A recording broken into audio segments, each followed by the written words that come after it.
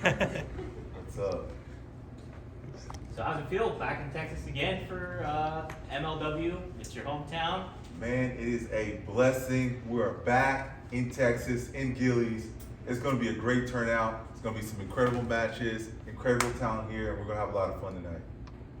Yeah. Any friends and family in attendance for tonight? Oh, absolutely. Do I look like somebody with no friends? Like, they're going to be here. They're going to be in attendance. My mom's coming through, dad, auntie, uncles, best friends, childhood friends.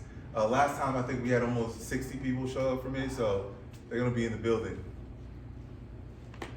What's coming back to Texas and just knowing the journey that you've taken in MLW, continuing like your kind of dominant streak and everything like that, Right. but running into a lot of issues with like 5150 and everything like that.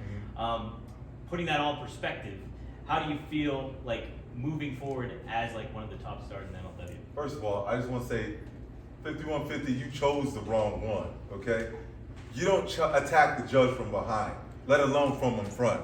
So with that being said, there's some big things happening coming up, and 5150, like I said, I'm not the one, but moving forward, the judge wants the gold. I need the gold. The gold not only looks good around my neck, and I say this every time, but it looks good around my waist, and that's where it belongs. Any goals beyond this match tonight, or you're solely focused on what you got going on in the immediate future? The goal is to continue being dominant, to be undeniable, and show the world that I am that guy. I am who I said I am, and that's the judge. So for as far as like getting in front of the microphone and having those opportunities to do that stuff and speaking in front of the public, what would you say is, who's been big inspiration on, whether it's in wrestling or outside of wrestling, who would you say is like your big Will Smith, I'm just kidding. Definitely Denzel Washington. I'm a huge Will Smith fan. He's been incredible. He's a great actor. I'm a huge Denzel Washington fan. As far as wrestlers, The Rock. The Rock is incredible, both in and out of that ring, his acting career and in that ring. I love Booker T. Booker T is amazing. I love his energy. I love his charisma, everything he brings. And so, you know, the judge is just a combination of everything I watched growing up and just emulating what I see, and just I would like to see emotions emoted, if that makes sense. Absolutely. Mm-hmm. Favorite Denzel film and favorite Will Smith film? Okay. Favorite Denzel movie is The Equalizer. Okay. I also like Book of Eli. Those two are my two favorite movies, period. Will Smith, Fresh Prince of Bel-Air. I mean, that series defined my childhood. It defined my personality. Like, I looked up to him big time when I was a kid. You know, there wasn't a lot of black sitcoms. There wasn't a lot of black episodes. There wasn't a lot of black actors that looked like me. And he was a huge inspiration for me when I was a kid. And he still is. You know, I just want to say, everybody makes mistakes, you know? And we live in a time where people are quick to get canceled. But I remember when I grew up, you could make a mistake and, you know, you come out and you sincerely apologize, people forgave you. Nowadays, they're quick to cancel like they don't make mistakes too. A lot of people make mistakes, but you're just not under the microscope of everybody watching you. So I just think that everybody should have enough grace for someone who makes a mistake, and don't hold it against them, because you too make mistakes. You know, you probably made a mistake this morning when you woke up. And so I just want to say that. No, he's going through, and the thing is, like, he's going through a lot of stuff, I think. Yeah, we don't know about. You never know what anybody's going through. You really don't. But that's why I think it's important to be a light and to be positive. It's either you're a giver or you're a taker. And the judge is a giver. I like to give energy. I like to be a positive light. I like to, you know, be an example. I always say, do as I do, not as I say. So if I'm not setting a good example, who am I to tell you what to do? You know? I know you're early in your career too, for a lot of the most part. How does it, like, being a positive light so far, how has that been for you, and what kind of opportunities have you been given to be able to do that for people? Oh man, so it's you know, common knowledge. I played college football, played college basketball my freshman year, and one of the biggest things that helped me more than anything was giving back, going to the schools, community service. I remember my freshman year, we had 4 hours of community service that we had to do, and you know, initially when you hear about it, like, damn, 4 hours, I'm not about to be out here for 4 hours in this Texas heat. But then it quickly turned into like one of the biggest moments of my life. Like, we painted a park for underprivileged kids, and we, you know, built a park, we did all this stuff for them, and you know, a lot of them have nothing. They go home to houses that have no floors. They have grass floors, or, you know, they don't have a bed to sleep on. They don't have, you know, anything. They don't have no clothes. And for us to do this for them, just to see the smiles on their face and for them to be so grateful, it's really molded who I am as a person I am today. I just think it's important to give back and not expect anything back. Because a lot of people give and it's like, oh, look what I'm doing. Like nowadays on social media, people do good stuff and like, yo, come record me do this. Like, Yeah. yo, your right hand should know what your left hand is doing sometimes. You know what I mean? And when I say that, it's like, you don't have to tell the whole world when you do a good deed, you know? So. Yeah, definitely. EJ, outside of 5150, who do you have your eyes set on here at MLW? Anybody who has gold, that's mine. You know what I'm saying? That's what I want. I want the gold. Kane, I'm coming for you. Hammerstone, we boys, but that gold looks better on me, player. So, you know, there's no heat, there's no problem, but, you know, the judge wants an opportunity. I want the gold. I want all of it. As far as being an MLW, what's been like a big standout that makes this promotion company so unique to work for? Just the creativity and all the walks of life and the different wrestling styles, you know. There's not just one streamlined vision. It's an encompassing, it's a boiling pot of a bunch of talent from all over the world. We got Mexico, Japan, you know, California, Canada. Everybody's in the building, and you know, everybody brings their own unique style, and it just creates this masterpiece that you see called MLW. You've had a hell of a journey, rather, in the last couple of years. Any one piece of advice? But I've only been here for a year, player. Well, I mean, not just in your career, I meant. Yeah. You've had a hell of a journey in the last couple of years in your career, I meant to say. Any one piece of advice or any compliment from a peer or anyone like that that's really stood out to you up to this point? So that's a great question. One of the biggest things that I like to do is I like to go ask people and people that are where I want to be. And I go ask them questions like I pick the mind of Cena all the time. I'm texting Edge, like after all my matches, I constantly talk to Edge. You know, I piggyback off my boy Ricochet, Apollo. There's a bunch of people who I text message, Sydney, Odyssey Jones. Like these are people that I constantly talk to and say, hey, what do you think about this? And vice versa. You know, they'll bounce things off of me and we just create, because creators create, and that's what we do.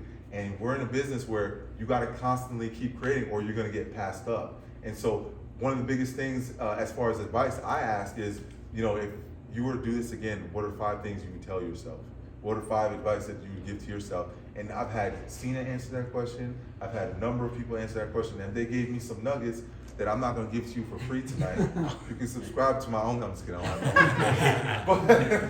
But yeah, I've gotten a bunch of things that, you know, help me define who I am. Did you find when you would seek advice from some of the veterans that they didn't have a lot of that happen to them? Like, would you encourage a lot more people to do that?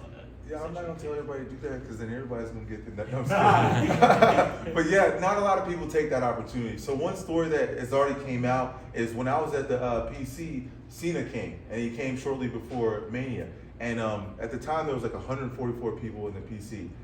You ask me why? I don't know why there was that many people, but there was 144 people, and Cena took the time out of his busy schedule to talk to us one-on-one individually for as long as we wanted.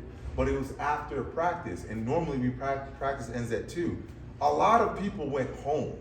A lot of people went home, and you're talking, looking at a future Hall of Famer. We're talking about a GOAT, and people left. I stayed my happy ass there. I waited, and I spoke to Cena. I picked his mind, and this man has nuggets. He's got knowledge. He's been in the game for a number of years, and he's willing to give it to you. But some people just, they think they gotta figure it out. Once you stop learning is when you stop growing. And so that's one of the biggest things that I've taken since I was a kid. My parents said it all the time, like, you stop learning, you stop growing. So I'm constantly asking questions, constantly trying to be a better person, constantly trying to be a better judge. How long did you talk for? To Cena? Yeah. Like 45 minutes. That's awesome. Yeah, almost an hour. Yeah, I was in there for a minute. I was like, hey, look, I waited, so I'm gonna be here. You know what I'm saying? I'm gonna wait. I waited, I'm gonna talk to my boy. But yeah, he was a good guy, gave incredible knowledge. And you know, there's a number of people, like we have coaches like Scotty Duhati, he was my coach every day. Every day after practice, I'm sitting, I think Scotty's in the building right now.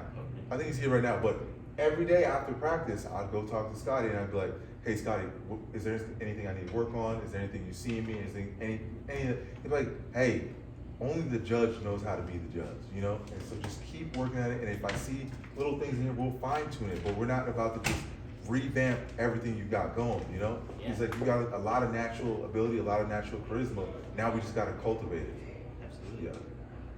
Kind of going off that, any influences you've had here in MLW that have really kind of helped your journey along? Oh yeah, I talk to Court all the time. Bounce, I just finished talking to him right now. You know, she's just a wealth of knowledge. Davey Richards, he's amazing. I just talked to Hammerstone. Hammerstone is incredible. I still want the gold, but I'm gonna still bounce the ideas off of him. Richard Holiday, he's another one. He's a sleeper, man. Richard Holiday is very talented, and he's got a lot of creative ideas. There's just enough Fatu is going to be a Hall of Famer. Fatu is an incredible talent. He's incredible, and these are guys that I'm constantly talking to and learning from. And like I said, I've only been in the business for 2 years, so I'm not gonna walk around here and beat my chest and act like I know everything. I might be one of the most explosive and most athletic, but there's still levels to this, you know? So, and I inspired to be a damn GOAT myself, a Hall of Famer myself, so. MLW has so many different styles and stuff like that. What's one kind of style that you're looking forward to going up against? So I've gone against technicians, I've gone against lucha, powerhouses. I love it all. Like there's no one particular. I think different styles make awesome matches. So whoever comes with it, I'm gonna bring my style, you bring yours, and we're gonna make some magic. Mm-hmm. As a brand, where do you want to see MLW go over the course of this year, even after that? I want to help elevate every division, especially right now the tag division, since I'm getting more tag masters. I want to put the tag division on the map. I want it to be constantly talked about across social media. I want people talking about it in their household over a Sunday brunch. I want them talking about J Nduka and Calvin Tankman and how powerful they look in that damn ring. Can we see you anywhere else besides MLW? Absolutely. You can see me on Instagram.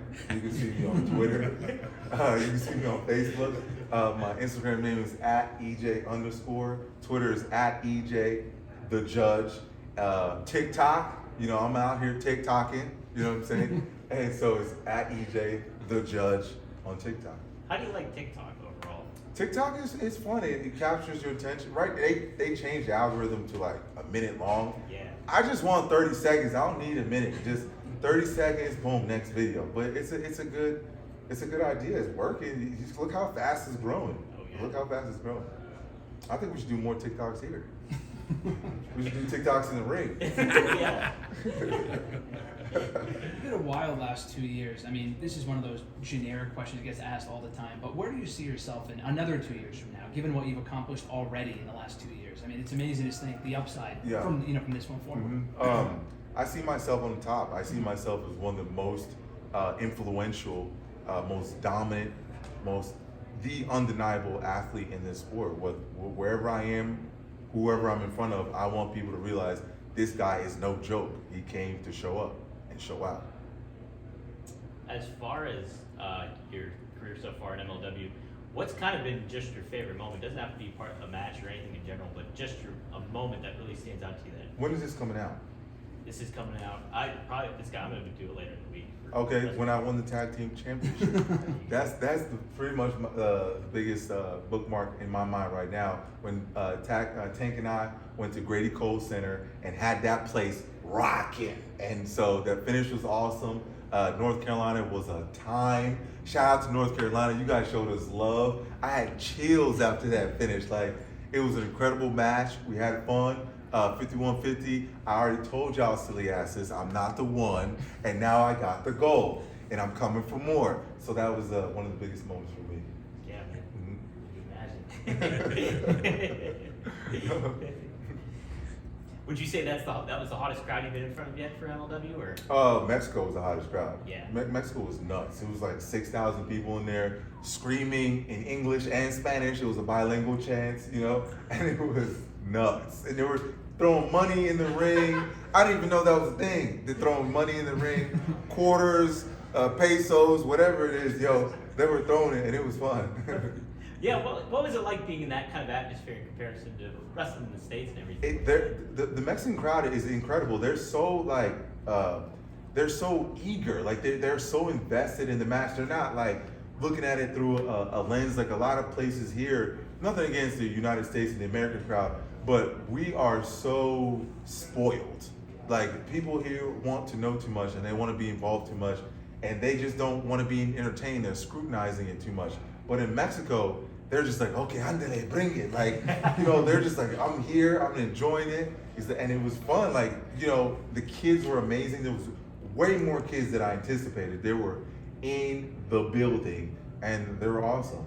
And I speak a little bit of Spanish, un poquito, but I could understand a little bit what they're saying. It was amazing. How do you like interacting with kids overall? Oh, it's awesome. I'm a new father right now, so my son Exodus, he's 14 months. Amazing kid. He's probably taller than some of you in here already. My wife is a 6'1", so that just lets you know how big he's gonna be. But the kid, he's a stud, and just being around him, and then you know seeing other kids, it's just like wow, that's something I look forward to. And you know, like I was mentioning earlier about the Will Smith situation, a lot of people don't see people like me in this position, you know. And we're in 2022. Although it should change, it hasn't as fast as I wanted it to, but you know, I'm a role model to a lot of people that don't see a lot of people like me in this position. Yeah. Only 14 months in, but any chance he follows in your footsteps as well? Into the Exodus? wrestling ring, yes. Hey, I'm gonna let him do whatever he wants. You know, I'm gonna lead him to the well, but I'm not gonna force him to drink it. You know, so whatever he wants to do, if he wants to start off playing sports, play sports. You want to play music, play music. You want to paint, paint. But whatever Exodus wants to do, his dad is behind him. Although Exodus, I would like you to be an athlete, but you know, I ain't gonna force you to do anything. Is he here tonight? No, Exodus is not here tonight. Yeah, unfortunately, he was here last show, but he's not here tonight. What was the inspiration behind his name? Biblical. Exodus means mass movement, a leader of a mass movement. Nice. So that's why I named it that. Awesome. Exodus is the book in the Bible where Moses freed the people and crossed the Red Sea. It's a great name too. Thank you. Sounds like a great wrestling name. He doesn't have to change it. Yeah, I originally, honestly, before he was even born, I wanted my name to be Exodus Judge, and they didn't want to let me have it. Really? They, I'm not saying who they is. Nobody care who they is, but I ended up being something else. But it was a phenomenal name, and I was like, well, Exodus, guess what? This is your name. That's awesome. We got time for one more. If you're going, okay, say Exodus doesn't go into sports, what would you say is your most artistic aspect, and what's your wife's most artistic aspect? Shoot, my artistic aspect is this right here. Do you see this? I made this shirt. Like, I made the graphics. Oh, I acid washed it. I did everything here I made. And so, like I said, creators create. My wife is an incredible designer, interior designer. She's very fashion forward. She helps me with, you know, the dress is swaggy, but my wife is swaggy-er, you know? And so she knows how to dress. She's an attorney, so she's very articulate. And so he's gonna get a little bit of that. So it's gonna be amazing. And he's an athlete. He's gonna be a creative athlete just like his dad. Okay. Thanks, man. Thanks. No problem. Thank you guys. Awesome. Thanks, man. Appreciate the Yeah, time. appreciate Yeah. y'all. Y'all be safe. You too. And I want to hear y'all cheering.